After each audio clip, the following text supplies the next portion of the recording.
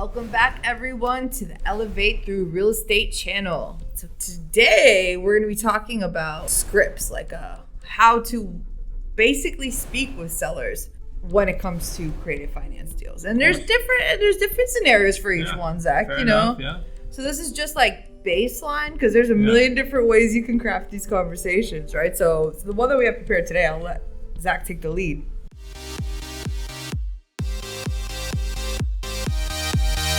100%. So anytime we're working through our, say, seller prospect leads, we have what we would call 7 steps to take it. And the reason why it takes us 7 steps in order to get a property under agreement or to purchase a property is because there's an education process. As we explained on the last video, which is every seller has been taught a very particular way, or most sellers have been taught a very particular way, and now we're bringing a new way to the forefront. So what we're going to go over here is one of the first steps, which means that you go ahead and now you are outbound calling a prospect. And specifically, I have here an expired listing. So we've done probably 3/4 of our deals have come from expired listings over the past 10 years. And the reason why we love these is because they've been on the market at some point in time, and they weren't able to get their traditional sale. And 2, they're actively looking to sell. Mm-hmm. So I'll make sure you guys can go ahead and grab a copy of this script here as well. But it's super basic, and really the beginning portion of every one of our first calls, we like it to be under 7 minutes. 7 minutes or under. And the reason why we want it to be 7 minutes or under is because all we care about is getting the motivation, getting the financials on the property, and then moving them to the next step. This is the one call close. This is all about just finding enough information in order to make a decision on whether or not I should follow up with this person now or in the future. So it kind of just sounds like this. The very beginning portion of our call is all about just identifying yourself and then getting confirmation that we're talking to the right person, and then getting permission. Right, so I want identification, confirmation, and permission in the first couple sentences, and this is why. So I'll explain kind of the psychology of the script as we walk through, but it's just the intro is just like, hey, my name is Zach. I'm not sure if I have the right number. I was looking for insert seller's name and address. Do I have the correct number? And just the reason why we go through that is because I don't want to come off, especially on a cold call, I don't want to come off very blunt that I know exactly who they are and that I'm calling on the right property, because most sellers don't believe that their personal information is out there, even though it's all out there. So most people though will lean in to help somebody. So that's why the question is, I'm not sure I have the right number. Can you help me out here? Basically, can you walk me through this?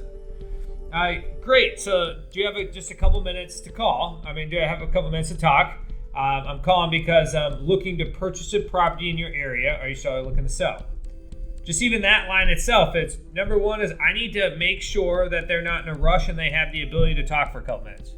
I know these things probably sound super simple if you're an active person prospecting for deals, but if you're brand new, the importance of that is I've been on so many calls where you're 3, 5, 10 minutes in, and all of a sudden someone's like, I gotta go, and you're like, oh crap, that was a waste of time. Now I have to move forward. So and then I want to ensure that they're good, that they have a couple minutes, and I also want to make sure that they're still looking to sell. Right? I don't want to go into a spiel or a pitch if they don't plan on selling anymore. Because if the seller says, no, I'm not looking to sell anymore, then a follow-up question would just be, okay, well, do you plan on holding on to this permanently, or do you plan on selling in the future? And now I know I bucket it as a future call instead of this right now call. So if the answer was yes, then we just go ahead and jump down to some additional questions, which would just be some things like, hey, did you end up, if they ended up saying that they don't want to sell, then you're moving the bucket. If they say they do want to sell, then we're going to go ahead and start asking them some additional questions.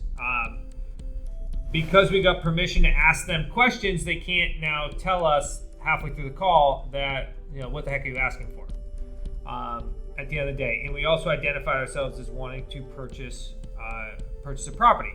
So now we jump down here to the question section because they said, yes, I'm still looking to sell. I would say something lines like, if you have a great property, is there any reason why you would want to sell this house? So I'm complimenting them. And then now I'm trying to identify the motivation right at the beginning. Remember, if you've been following all these videos, we keep going back to motivation and financials. Yeah. So why would you want to sell? Because you got a great house. And something along the lines, I've seen you've been on the market for a bit. Did you have any feedback on this property? This question also not only, it gives you the ability, number one, to find out why it didn't sell, right? But also, what's the feedback? And then I want to know if the property's vacant or not. So it's like, are you currently living in this house? Is it a second home? I'm still trying to get a better understanding of where they currently are.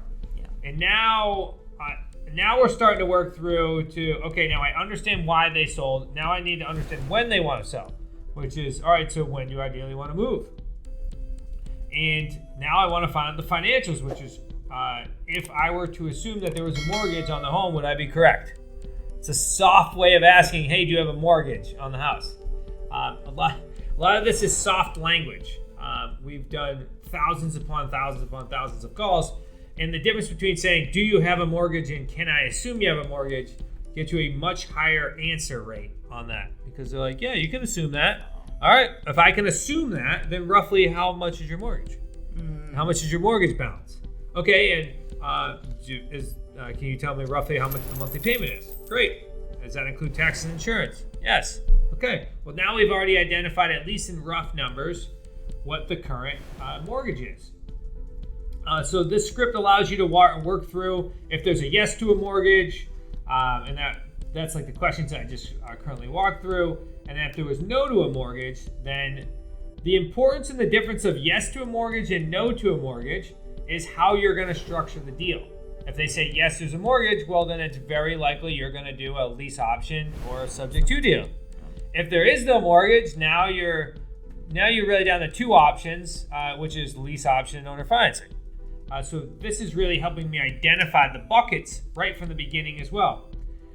Now, after I've gone through that, now I'm just moving to a close, which is just like, I appreciate you giving me some information that I need to make a decision if we would be a good fit to purchase the property. Would you be comfortable if I did some research on the property and send you some more information? That way we can go ahead and move forward there. Okay, great. Yep. All right, awesome. Well, now we're going to move into the last portion, which is, okay, if I were able to insert your motivation, would you consider taking monthly payments for your equity with a balloon? That would be if there was no mortgage. And if there was a mortgage, you're moving to, hey, if I were able to insert motivation, get you to that finish line, would you be open to a lease purchase or some other terms? And based upon that question, those questions, well, now on the last video, you saw the commonly asked questions. That's where you now handle your rebuttals. And then from your rebuttals, then just go ahead and finish up and send them on an email and book. Most importantly, at the end of your script, always book your following call, get confirmation, and give them foresight about what the call is going to be next. So that way you can go ahead and eliminate that fear again. So it just ends with something like this, which is like, hey, I'm going to go ahead and send you an email. If you could just go ahead and email me back and let me know that you received it. And hey, if I send you out that email, when do you think you can go ahead and review it? By tomorrow. Okay, great. What's the best time tomorrow where we can hop on the phone for 5 minutes and I can answer any and all questions you have, and that way we can decide if we want to take a next step or not. Says 3 o'clock. Great. Go ahead and book it and send them out the email and be prompt on the call and call them at 3 o'clock. That's awesome. That's awesome. I mean, it's all very careful language, like we were saying. Like, you gotta, if you get too aggressive, you just don't want people to have their guard up, especially if it's a new concept that they're really not even familiar with in the first place. You really want to carefully script out what you're saying and watch your tone of voice and when you're speaking to them and that kind of thing. Because this one's on a phone call. You could also do this in person, right, with a seller that you know. Right? So same type of framework works, but that language, guys, is super important, because like if they are turned off by you like day one, you're not getting a deal. Like, you're just not. It's not happening. That's why all real estate investors can coexist, right? Because certain sellers are going to be attracted to certain people, and there's certain personalities that work and don't work. The best thing about being a creative financing investor is you, like you heard in my script, you're the one buying the property. You're not calling someone and begging someone to do a creative financing deal. You're trying to figure out whether or not you can create a deal, an option that works best for you to purchase, because you have these rules that you're going to buy real estate under, and now we're identifying sellers that fit inside that box. Let's know one last thing. So if a seller said no to, hey, are you open to selling a lease purchase? The seller said no, then now quite honestly, now the conversation begins, because it's very unlikely that a seller says yes. Yeah. And here, I'm honestly more skeptical if a seller says yes, because they either didn't hear what your question was, and they assumed something else, or they could be another investor themselves, which is fine. You can certainly do deals, but it's very unlikely they would need you involved at that point. Right. So if a seller said no, I'm like, great. I always say, totally understand, Mr. Seller or Mrs. Seller. 99% of the people I buy from want a traditional sale. Do you mind telling me why you don't think it'd work for you? So now we went ahead, we had the no, they laid down the law, right? And now the conversations begins, because now I can really identify what they either missed in the conversation so far, or two is what's their major block. That's when you start to get into the commonly asked questions, because one would be like, well, I don't want to rent my house. Well, I'm glad that you brought that up. And then you go to the commonly asked question and you say, well, we actually don't rent properties. I actually buy property, and I take over any and all responsibilities of the property and get you to the finish line. And then, does that make sense? Okay, yep. And now you move to the next objection and the next objection until you get them to a point where, they're done with objections and you can move them on to the next step.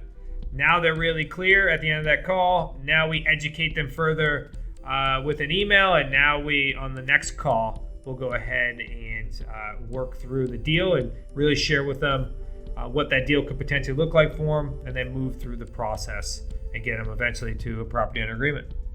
Love that. It's all language and tying this all together, guys. The commonly asked questions are also going to be very helpful to this. So we'll have that script, this script, and also that kind of as a... Yeah. Well, now you've worked with us for a couple weeks now, so now you got the commonly asked questions and you got the expired script. Now you just got to go out there and make some phone calls. Totally. And if you need even more assistance, that's when you call Zach. It's true. That's very true. Go out there and go make some phone calls, my new creative financing investors. Love it. And on the next video, we're going to cover a few case studies of watching these deals all come together. The 3 payday system that Zach talks about, of different ways that you're cash flowing and profiting from every deal. And each of them are in different timetables, of course. Yep. But it's all, it was introduced to you guys earlier in the techniques, right? With the lease options and everything like that. So you'll start to see how that actually comes to life, how everything we've taught you so far really comes to life in these case studies. So excited to show you what all of this could look like if you do it right. Yeah, don't go anywhere. We'll see you on the next video. See you on the next video.